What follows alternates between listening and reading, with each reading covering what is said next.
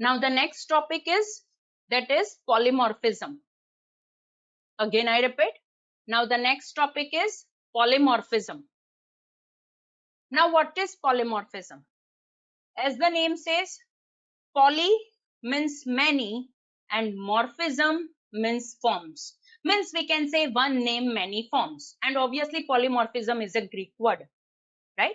Again I repeat, polymorphism अगर हम वो particular word को split करें in two parts, that is poly and morphism, then poly means many and morphism means forms. So अगर हम इसे अलग तरह से कहें, then we can say one name many forms, right? Okay.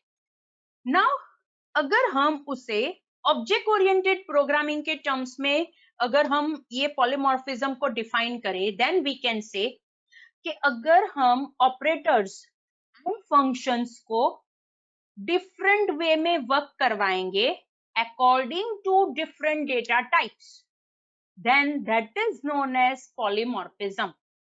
Again I repeat, अगर हम ऑपरेटर्स एंड फंक्शंस को डिफरेंट वे में वर्क करवाएंगे, right, according to different data types. For example, अगर मैं प्लस ऑपरेटर की बात करूं, राइट, सो अगर प्लस ऑपरेटर के दो ऑपरेंड स्ट्रिंग है तो वो कॉन्केटिनेशन होना चाहिए, और प्लस ऑपरेटर के दो ऑपरेंड इंटीजर है तो वहां पे समेशन होना चाहिए. सो दिस इज हाउ कि वहां पे ऑपरेटर एक ही है, दैट इज प्लस ऑपरेटर, लेकिन वो डिफरेंट डेटा टाइप्स के साथ डिफरेंट वे में वर्क करता है, right. So that is the thing कि अगर हम ऑपरेटर्स या फिर फंक्शंस को डिफरेंट वे में वर्क करवाते हैं according to different data types, then that is known as polymorphism, right.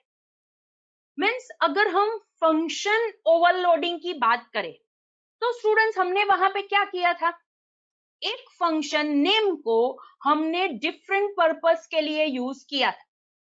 हमने जब ओवरलोडिंग का कंसेप्ट देखा था, राइट, कि जहां पे हमने ऐड फंक्शन डिफाइन किया था. फर्स्ट ऐड फंक्शन था कि जिसके अंदर हमने 2 पैरामीटर्स पास किए थे और हमने 2 पैरामीटर्स जो हमने पास किए थे उसका समेशन करवाया था. लेकिन जो सेकेंड ऐड मेथड थी उसके अंदर हमने 3 पैरामीटर्स पास किए थे एंड हमने 3 पैरामीटर्स का समेशन करवाया था. इन शॉर्ट वहां पे फंक्शन नेम एक ही था, दैट इज ऐड, लेकिन हमने वहां पे डिफरेंट पर्पस के लिए यूज किया था.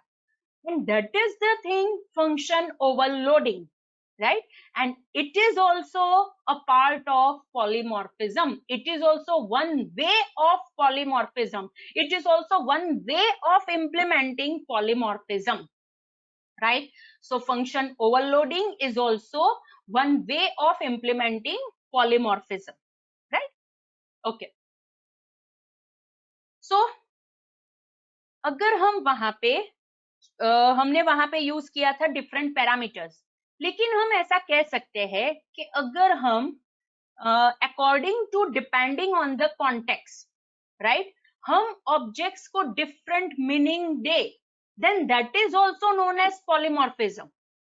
अगेन आई रिपीट, अगर हम ऑब्जेक्ट को डिफरेंट मीनिंग देते हैं डिपेंडिंग ऑन द कॉन्टेक्स्ट, अगर मैं कस्टमर का ऑब्जेक्ट मतलब पर्सन, अगर मैं एक क्लास डिफाइन करती हूँ, राइट, वो पर्सन क्लास के ऊपर से मैंने 2 डिफरेंट क्लासेस डिराइव की है, customer and employee.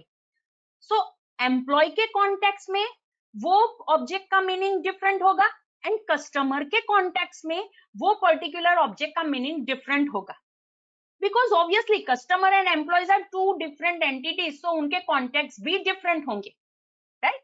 So this is also one another way कि हम कैसे पॉलीमॉर्फिज्म को इम्प्लीमेंट कर सकते हैं, राइट.